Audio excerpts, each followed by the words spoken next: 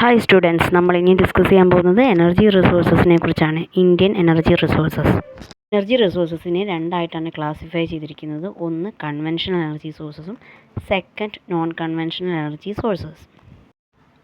Conventional energy sources minerals ആയിട്ടുള്ള coal, petroleum, natural gas, nuclear energy minerals, ഇതൊക്കെയാണ് conventional energy sources ആയിട്ട് വരുന്നത്. ഇത് എക്സോസ്റ്റിബിളാണ്, അതായത് ടൈം കൊണ്ട് അത് തീർന്നു പോകുന്ന റിസോഴ്സസ് ആണ്. ഇന്ത്യയിൽ കോളാണ് ഏറ്റവും കൂടുതലായിട്ട് ഫോസിൽ ഫ്യൂവലായിട്ട് യൂസ് ചെയ്യുന്നത്. ഇന്ത്യയുടെ കൊമേഴ്ഷ്യൽ എനർജി ആവശ്യങ്ങൾക്ക് ഏറ്റവും കൂടുതൽ ഡിപ്പെൻഡ് ചെയ്യുന്നത് കോളിനെയാണ്. കോള് ഫോം ചെയ്യുന്നത് പ്ലാന്റ് മെറ്റീരിയൽസ് വർഷങ്ങളോളം, മില്യൺസ് ഓഫ് ഇയേഴ്സ് കംപ്രസ് ചെയ്തിട്ടാണ് കോള് ഫോം ചെയ്യുന്നത്. കോള് പലതരം ഫോമുകളിൽ നമുക്ക് കിട്ടുന്നുണ്ട്. അത് എത്ര നാൾ കംപ്രസ് ചെയ്യുന്നുണ്ടെന്നും എത്ര അളവിൽ കംപ്രസ് ചെയ്യപ്പെടുന്നുണ്ടെന്നും അനുസരിച്ചിട്ടാണ് പല പല ഫോംസ് കിട്ടുന്നത്. അതായത് പ്ലാന്റ് ഡീക്കേ ചെയ്ത് സ്വാംസിൽ ഡീക്കേ ചെയ്തിട്ടുണ്ടാവുന്നതാണ് പീറ്റ്. അതിൽ ലോ കാർബൺ കണ്ടൻ്റാണ്, high moisture content, lower heating capacity. ഇനി നെക്സ്റ്റ് വരുന്നത് ലിഗ്നൈറ്റ് ആണ്. ലിഗ്നൈറ്റ് എന്ന് പറഞ്ഞു കഴിഞ്ഞാൽ ലോ ഗ്രേഡ് ബ്രൗൺ കോളാണ്. അതൊരു സോഫ്റ്റ് ഹൈ മോയ്സ്ചർ കണ്ടൻ്റ് ഉള്ള മെറ്റീരിയലാണ്. പിന്നെ നെക്സ്റ്റ് പ്രിൻസിപ്പിൾ ഏറ്റവും കൂടുതലായിട്ട് നമ്മുടെ ലിഗ്നൈറ്റിൻ്റെ ശേഖരമുള്ളത് നെയ്വേലിയിലാണ്. അവിടെ ഇലക്ട്രിസിറ്റി ജനറേഷന് വേണ്ടിയിട്ട് ലിഗ്നൈറ്റ് യൂസ് ചെയ്യുന്നുണ്ട്. കോള് നല്ല ഡെപ്തിൽ ടെമ്പറേച്ചർ കൂടിയ അവസ്ഥയിൽ ആണ് ബിറ്റുമിനസ് കോളായിട്ട് മാറുന്നത്. അതാണ് ഏറ്റവും കൂടുതൽ പോപ്പുലറായിട്ടും കൊമേഴ്ഷ്യലായിട്ട് യൂസ് ചെയ്യുന്നത്. മെറ്റലർജിക്കൽ കോൾ എന്ന് പറഞ്ഞു കഴിഞ്ഞാൽ ഹൈ ഗ്രേഡ് ബിറ്റുമിനസ് കോളാണ്. അതിന് അയൺ സ്മെൽറ്റിങ്ങിന് ബ്ലാസ്റ്റ് ഫർണസിൽ വളരെയധികം യൂസ് ചെയ്യുന്നുണ്ട്. ഇന്ത്യയിൽ ബിറ്റുമിനസ് കോൾ യൂസ് ചെയ്യുന്നത് അയൺ ഇൻഡസ്ട്രീസിലാണ്. ആന്ത്രസൈറ്റ് ആണ് അടുത്തത്. അത് ഹൈ ക്വാളിറ്റി ഹാർഡ് കോളാണ്. ഏറ്റവും ഇമ്പോർട്ടൻ്റ് ആയിട്ടുള്ള ഗോണ്ട്വാന കോൾ ഫീൽഡ് വരുന്നത് ഇന്ത്യയിൽ ദാമോദർ വാലിയിലാണ്. ജാർഖണ്ഡ്, വെസ്റ്റ് ബംഗാൾ കോൾ ബെൽറ്റിലാണ് ഇതുള്ളത്. അവിടെ വരുന്ന ഇമ്പോർട്ടൻ്റ് കോൾ ഫീൽഡ് എന്ന് പറഞ്ഞാൽ റാണിഗഞ്ച്, ഝാരിയ, ബൊക്കാറോ, അതൊക്കെയാണ്. അതിൽ ഝാരിയയാണ് ഏറ്റവും largest call field. Second position വരുന്നത് റാണിഗഞ്ച്. ഇനി അതർ റിവർ വാലീസ് വരുന്നത് ഗോദാവരി, മഹാനദി, സോൺ, ഇവിടെയൊക്കെ കോൾ പാടങ്ങൾ ഉണ്ട്. ഇമ്പോർട്ടൻ്റ് ആയിട്ടുള്ള കോൾ മൈൻസ് വരുന്നത് മധ്യപ്രദേശിലെ സിംഗരുളി, ഛത്തീസ്ഗഡിലെ കോർബ, ഒഡീഷയിലെ താൽച്ചർ, റാംബർ, അതുപോലെ ചനാവർദ്ധ, കംടെ, ബന്ദർ, ഇതൊക്കെ മഹാരാഷ്ട്രയിലാണ് വരുന്നത്. തെലങ്കാനയിലെ സിംഗരണി, ആന്ധ്രാപ്രദേശിലെ പണ്ടൂർ എന്നീ പ്രദേശങ്ങളാണ്. ടേർഷറി കോൾ വരുന്നത് ആസാം, അരുണാചൽ പ്രദേശ്, മേഘാലയ, നാഗാലാൻഡ് എന്നീ സ്ഥലങ്ങളിലാണ്. കോള് എക്സ്ട്രാക്ട് ചെയ്തെടുക്കുന്നത് ധാരാഗിരി, ചെറാപുഞ്ചി, മൗഗ്ലിങ്, ലാംഗ്രി, ഇതൊക്കെ മേഘാലയയിലാണ്. ആസാമിലുള്ള മാക്കം, നാസിറ, അരുണാചൽ പ്രദേശിലെ നംബുക്, ജമ്മു ആൻഡ് കാശ്മീരിലുള്ള കലക്കോക്ക് എന്നീ പ്രദേശങ്ങളിൽ നിന്നാണ്. സിംഗരണി കൊളറീസ് എന്നുള്ളതാണ് കോൾ പ്രൊഡക്ഷൻ ഇന്ത്യയിലുള്ള ഏറ്റവും പ്രീമിയർ ആയിട്ടുള്ള കോൾ പ്രൊഡക്ഷൻ കമ്പനി. അവിടെ ഇപ്പോഴും കാനറീസ് യൂസ് ചെയ്യുന്നുണ്ട് കാർബൺ മോണോക്സൈഡിൻ്റെ പ്രസൻസ് കണ്ടുപിടിക്കാൻ വേണ്ടിയിട്ട്. നെക്സ്റ്റ് തെർമൽ പവർ സ്റ്റേഷൻസ് ഇന്ത്യയിലുള്ളത്. മേജർ എനർജി സോഴ്സ് ഇന്ത്യയിലുള്ളത് തെർമൽ എനർജിയാണ്. അപ്പോൾ ഈ തെർമൽ പവർ പ്ലാന്റ്സ് ഉപയോഗിക്കുന്ന ഫ്യൂവൽസ് എന്ന് പറഞ്ഞാൽ കോൾ, പെട്രോളിയം, നാച്ചുറൽ ഗ്യാസ് എന്നിവയാണ്. മോസ്റ്റ് ഇമ്പോർട്ടൻ്റ് ആയിട്ടുള്ള ഫ്യൂവൽ കോൾ തന്നെയാണ്. നമ്മൾ തെർമൽ പവർ പ്ലാന്റ്സിന് ഇന്ത്യയിലെ നിയന്ത്രിക്കുന്നത് NTPC ആണ്. NTPC എസ്റ്റാബ്ലിഷ് ചെയ്തത് 1975 അതിൻ്റെ ഹെഡ് ക്വാർട്ടേഴ്സ് വരുന്നത് ന്യൂഡൽഹിയിലാണ്. Largest thermal power station Vindhyachal thermal power plant ആണ്. നെക്സ്റ്റ് നമുക്ക് കുറച്ച് തെർമൽ പവർ പ്ലാന്റ്സ് ഇന്ത്യയിലുള്ളതാണ് കൊടുത്തിരിക്കുന്നത്. വിന്ധ്യാചൽ മധ്യപ്രദേശ്, മുന്ദ്ര അദാനി പവർ ഗുജറാത്ത്, തൽച്ചർ ഒഡീഷ, ദാദ്രി ഉത്തർപ്രദേശ്, രാമഗുണ്ടം തെലങ്കാന, കോർബ സിപ്പറ്റ് ഛത്തീസ്ഗഡ്, റിഹാൻഡ് ഉത്തർപ്രദേശ്, നെയ്വേലി തമിഴ്നാട്. അതിൽ നെയ്വേലി മാത്രമാണ് ലിഗ്നൈറ്റ് ഉപയോഗിക്കുന്നത്, ബാക്കിയെല്ലാം കോളാണ് യൂസ് ചെയ്യുന്നത്. നെക്സ്റ്റ് പെട്രോളിയം എന്ന് പറഞ്ഞു കഴിഞ്ഞാൽ ക്രൂഡ് പെട്രോളിയത്തിൽ ഹൈഡ്രോ കാർബൺസ് ലിക്വിഡ് സ്റ്റേറ്റിലും ഗേഷ്യസ് സ്റ്റേറ്റിലും ഉണ്ടാവും. അതിൻ്റെ കെമിക്കൽ കോമ്പോസിഷൻ ചേഞ്ചിങ് പല കെമിക്കൽ കോമ്പോസിഷനിലുള്ളതുണ്ടാവും, കളറിലുള്ളതുണ്ടാവും, സ്പെസിഫിക് ഗ്രാവിറ്റി ഒക്കെ വേരിയിങ് ആയിരിക്കും. അതെന്ന് പറഞ്ഞു കഴിഞ്ഞാൽ എനർജിയുടെ ഒരു എസെൻഷ്യൽ സോഴ്സാണ്. അതായത് ഇൻറ്റേർണൽ കമ്പസ്റ്റൻ എഞ്ചിൻ, ഓട്ടോമൊബൈൽസിൽ, റെയിൽവേയിൽ, എയർക്രാഫ്റ്റിലൊക്കെ യൂസ് ചെയ്യുന്നത്. പെട്രോളിയം എന്ന് പറഞ്ഞു കഴിഞ്ഞാൽ കോൾ കഴിഞ്ഞാൽ നെക്സ്റ്റായിട്ട് ഉപയോഗിക്കുന്ന എനർജി സോഴ്സാണ്.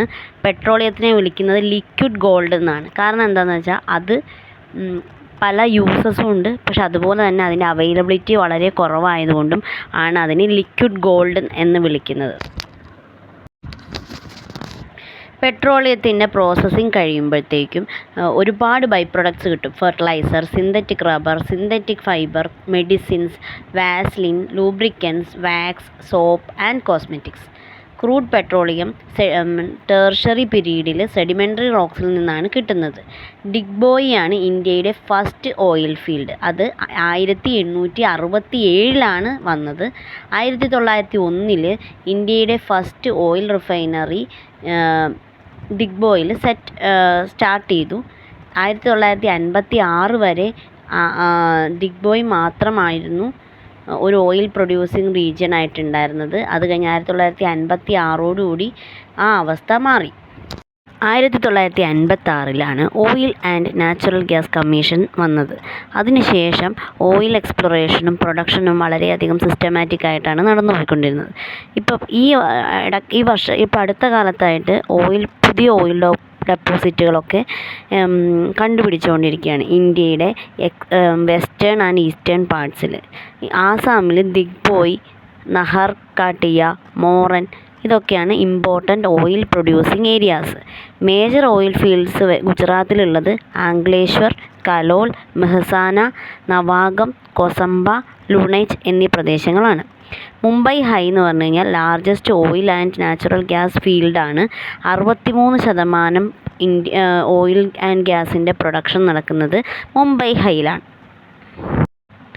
1973 മുംബൈയിൽ നിന്നും 160 കിലോമീറ്റർ മാറിക്കിടക്കുന്ന മുംബൈ ഹൈ കണ്ടുപിടിക്കുന്നതും 1976 പ്രൊഡക്ഷൻ സ്റ്റാർട്ട് ചെയ്തു. ONGC ആണ് മുംബൈ ഹൈയിൽ നിന്നും പെട്രോളിയം ആൻഡ് നാച്ചുറൽ ഗ്യാസസിൻ്റെ എക്സ്ട്രാക്ഷന് വേണ്ടിയിട്ട് അസൈൻ ചെയ്തിരിക്കുന്നത്.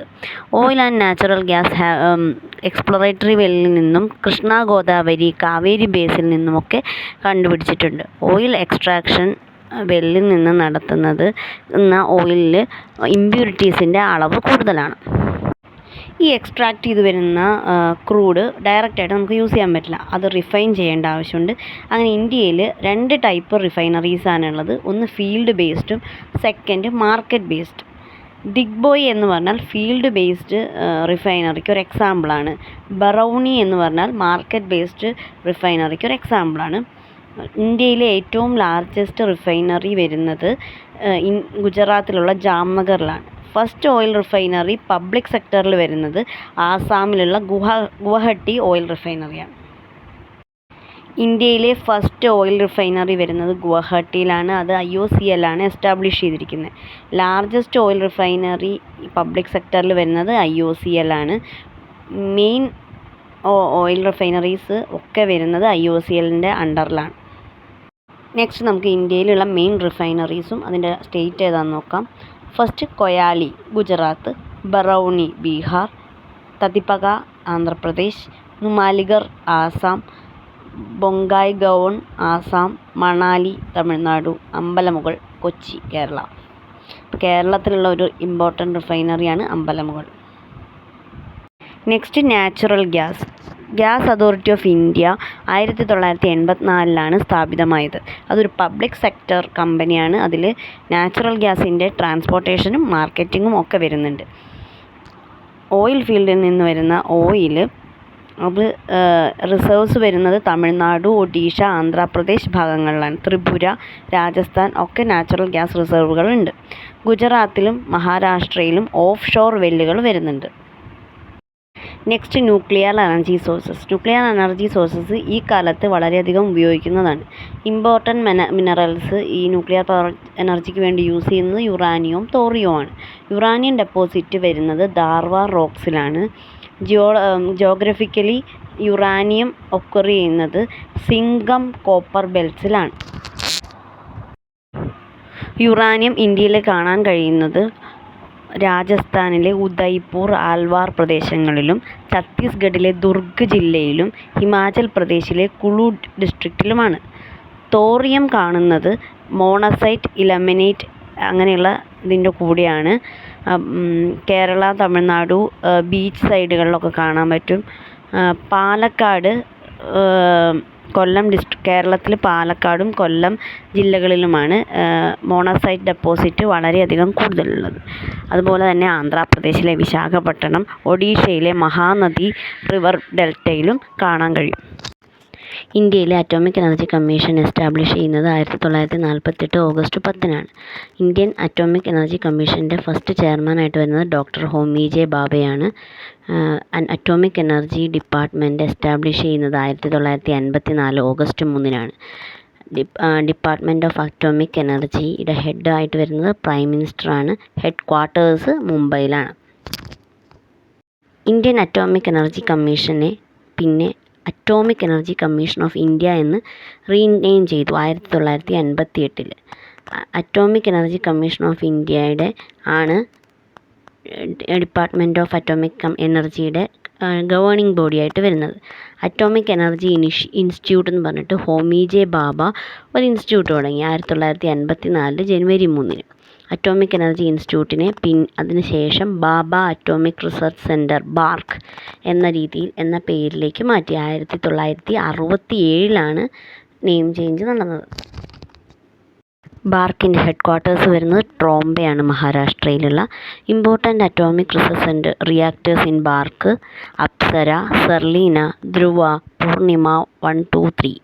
ഫസ്റ്റ് അറ്റോമിക് റിസർച്ച് റിയാക്ടർ അപ്സരയാണ്. പൂൾ ടൈപ്പ് റിയാക്ടറാണ്. അപ്സര എസ്റ്റാബ്ലിഷ് ചെയ്യുന്നത് 1956 ഓഗസ്റ്റ് 4-നാണ്. Indira Gandhi centre for atomic research വരുന്നത് തമിഴ്നാടുവിലെ കൽപ്പകത്താണ്. നെക്സ്റ്റ് കാമിനി, അതിനെ കൽപ്പകം മിനി റിയാക്ടർ എന്നും വിളിക്കും. അത് വരുന്നത് IGCARലാണ്. കാമിനിയാണ് ഫാസ്റ്റ് ബ്രീഡർ ന്യൂക്ലിയർ റിയാക്ടർ ഇന്ത്യയിൽ. First nuclear reactor in India താരാപൂരാണ്, മഹാരാഷ്ട്രയിൽ. താരാപൂർ വരുന്നത് 1969 ഒക്ടോബർ 28-നാണ്. ന്യൂക്ലിയർ പവർ സ്റ്റേഷൻ്റെ റെഗുലേറ്ററി ബോർഡ് എന്ന് പറഞ്ഞാൽ NPCIL, nuclear power corporation of ഇന്ത്യയാണ്. ഇത് എസ്റ്റാബ്ലിഷ് ചെയ്തത് 1987-ലാണ്. ഹെഡ് ക്വാർട്ടേഴ്സ് മുംബൈയിലാണ്. നെക്സ്റ്റ് ഇന്ത്യയിലെ കുറച്ച് ന്യൂക്ലിയർ പവർ സ്റ്റേഷൻസും സ്റ്റേറ്റുമാണ്. രാജത്ഭാട്ട രാജസ്ഥാനിൽ, കൽപ്പകം തമിഴ്നാട്ടിൽ, നരോര ഉത്തർപ്രദേശിൽ, കൈഗാവ് കർണാടകയിൽ, കക്രാപ്പർ ഗുജറാത്തിൽ, കൂടാൻകുളം തമിഴ്നാട്ടിൽ, ജയ്താപൂർ മഹാരാഷ്ട്രയിൽ.